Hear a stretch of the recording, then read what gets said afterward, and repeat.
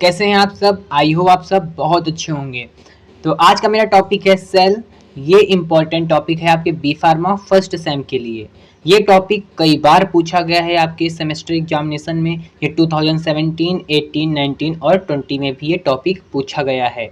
तो सेल बहुत इम्पोर्टेंट है। आज इसको हम अच्छे से क्लियर करेंगे और अच्छे से पढ़ेंगे। साथ ही साथ आप इसके नोट्स बनाते चलिए। तो चलो शुरू करते हैं अपना वीडियो।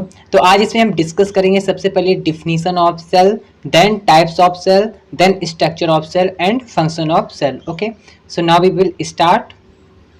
सो सबसे पहले हम देख लेते हैं सेल्स की डिफिनीशन सेल की। Okay, so a cell is defined as a smallest unit of a organism with a nucleus. ठीक है, इसमें क्या आप समझ पा रहे हो कि जो सेल होती है आपकी बॉडी की, आपकी ऑर्गेनिज्म की, बॉडी जो होता है उसी को ऑर्गेनिज्म बोलते हैं। ठीक है, आपके बॉडी की सबसे छोटी यूनिट होती है। कई सारी सेल्स जब मिलती हैं, सपोज दैट ये आपकी सेल्स है, कई सारी जब सेल्स मिलती हैं तो एक टिश्यू बनाती हैं। क्या बनाती हैं? एक टिश्यू। और जब कई सारे टिश्यू आपके कॉम्बाइन होते हैं, अटैच होते हैं, तो वो एक ऑर्गन तैयार करते हैं। इसी तरीके से कई सारे ऑर्गन्स मिलके एक ऑर्गन सिस्टम तैयार करते हैं और ऑर्गन सिस्टम मिलकर आपका एक बॉडी तैयार करता है, ऑर्गेनिज्म तैयार करता है। ठीक है, आई होप आपको ये समझ में आ गया होगा कि आपकी बॉडी की सबसे छोटी यूनिट क्या है? सेल है। ठीक, अब बात कर लेते हैं types of cell. So basically जो टाइप्स होते हैं सेल्स के वो 4 टाइप्स होते हैं। There are 4 types of cells, mainly 4 types of cell. ऐसा नहीं कि सेल सिर्फ 4 प्रकार की होती है, यानी ये इंपॉर्टेंस जो होते हैं वो मैं बता रहा हूँ। ठीक है, सो फर्स्ट वन है epithelial cell, then next one is nerve cells, then muscle cells and connective tissue cells. सो जो फर्स्ट है इसको हम थोड़ा सा डिस्कस करते हैं। जो आपकी epithelial cells होती है वो कैसी होती है? These cells are tightly attached to one another, यानी जो आपकी epithelial cells होती हैं वो टाइटली अटैच होती हैं एक दूसरे से। ठीक है, जैसे ये है आपकी सेल्स, देखिए इसमें कोई टाइटली बॉन्ड नहीं है, कोई टाइटली अटैच नहीं, लेकिन अगर यहाँ पर पूरे में हम ऐसे ऐसे सेल्स बना देते हैं तो ये क्या हो गया? आपका टाइटली अटैच हो गया एक दूसरे से। ठीक है, तो ये जो सेल्स होती हैं वो टाइटली अटैच होती हैं। ठीक है, next one is nerve cells. These cells are specialised for communications. आपकी जो नर्व सेल्स होती है बेसिकली ये नर्वस सिस्टम के अकॉर्डिंग आती है। ठीक है, इसमें क्या होता है कि ये नर्व सेल्स जो होती हैं वो आपका ट्रांसमिशंस के लिए, मैसेज के ट्रांसमिशंस के लिए बेसिकली इंपॉर्टेंट होती हैं, या न्यूट्रिएंट्स के ट्रांसमिशंस के लिए इंपॉर्टेंट होती हैं। तो इस तरीके से ये कम्युनिकेशन करती हैं, एक सेल से दूसरे सेल तक किसी मैसेज को ये भेजती हैं, ट्रांसमिट करती हैं। तो इस तरीके से ये कम्युनिकेशन के लिए इंपॉर्टेंट होती हैं, स्पेशली स्पेशलिस्ट होती हैं। ठीक है, next one is muscle cells. Okay, muscle cells क्या होती हैं? These cells are specialised for contraction.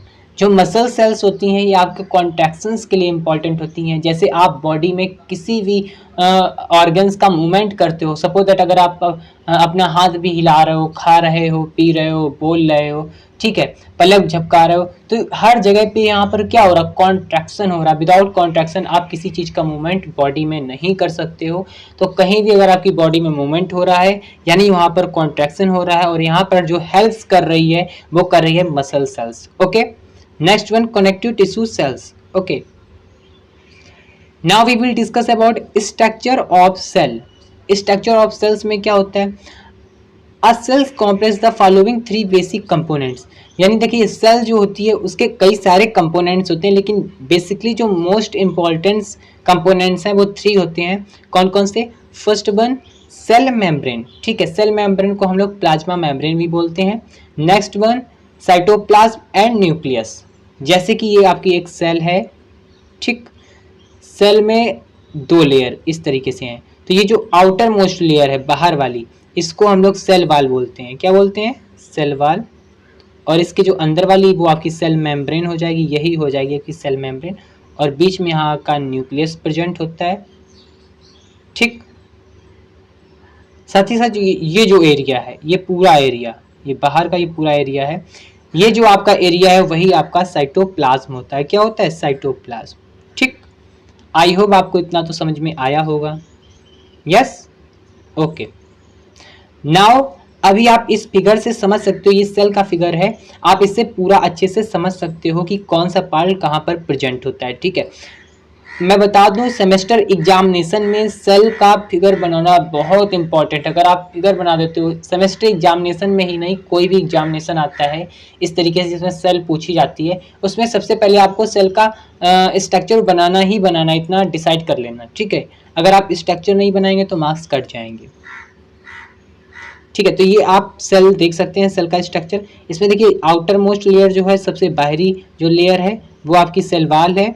फिर आपकी देखो सेल मेम्ब्रेन, ठीक है, साइटोप्लाज्म में प्रेजेंट होता है, राइबोसोम्स, ये देखिए छोटे छोटे से जो है ना राइबोसोम्स, ये न्यूक्लियस आपका ये वाला पूरा पार्ट न्यूक्लियस का है। ठीक है, स्मूथ इंडोप्लाज्मिक रेटिकुलम प्रेजेंट होता है, lysosome, chloroplast, vacuoles, Golgi body, nucleus, mitochondria, ये जो पार्ट है ये माइटोकॉन्ड्रिया का। ठीक है, माइटोकॉन्ड्रिया आपकी किस लिए इंपॉर्टेंट होता है, एटीपी यानी एनर्जी के ट्रांसमिशन के लिए इंपॉर्टेंट होता है बेसिकली। ठीक है, और आपका ये लास्ट में रूट इंडोप्लाज्मिक रेटिकुलम भी प्रेजेंट होता है। आप इसको अच्छे से देख ले, मैंने बहुत सिंपल सा ये डायग्राम आपको दिया है, तो आप इसको अच्छे से एक बार और देख लीजिएगा, 2 से 3 बार प्रैक्टिस करिए, 100% ये आपको क्लियर हो जाएगा। Now we will discuss about function of cell. Function of cell के बारे में बात करते हैं। तो different function perform by a cell are as follows. So first जो है आपका cell growth and metabolism. Cell growth यानी सेल का भी ग्रोथ होता है, सेल ऐसे ही नहीं बन जाती, उसमें उसका भी ग्रोथ होता है। सेल का ग्रोथ कैसे होता है, न्यूट्रिशंस होते हैं, है ना, कई सारे न्यूट्रिशन वगैरह जो आते हैं तो वो भी सेल्स के लिए इंपॉर्टेंट होते हैं।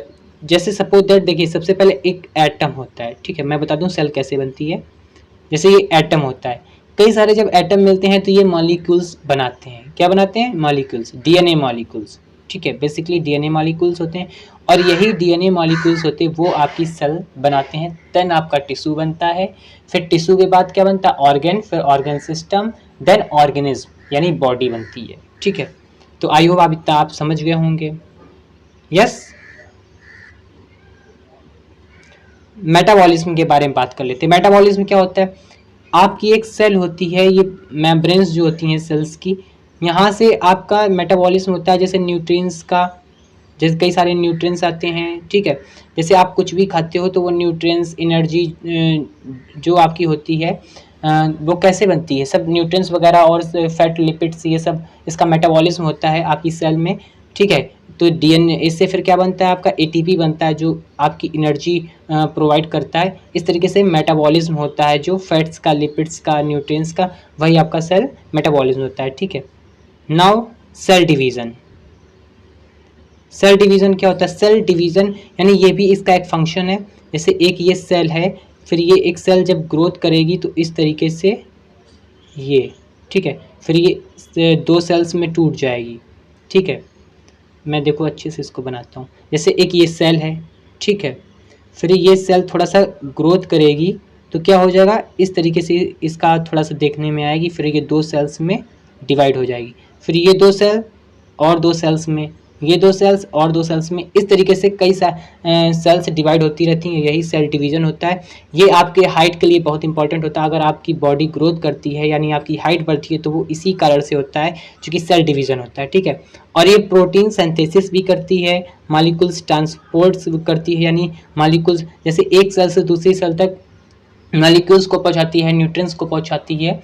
इस तरीके से ये कम्युनिकेशन और ट्रांसमिशंस का भी काम करती है। ठीक है, next one, provide protection against pathogen, यानी ये पैथोजेंस से आपको बचाती है। जैसे ये आपकी एक सेल है, ये मेम्ब्रेन्स हैं, जब ये पैथोजेंस आप पे अटैक करते हैं इस तरीके से, तो ये पहले मेम्ब्रेन्स इसको हम लोगों को बचाती है कोई पैथोजन जाने से, ये हम लोगों को सेल के अंदर इंटर करने से बचाती है। तो इस तरीके से ये प्रोटेक्शन का भी काम करती है। ओके, सो आई होप आपको ये वीडियो पसंद आया होगा। अगर ये आपको वीडियो पसंद आया तो प्लीज़ मेरे चैनल को सब्सक्राइब करिए, मेरे वीडियो को लाइक करिए। ऐसे वीडियो देखने तक के लिए मेरे चैनल तक बने रहिए।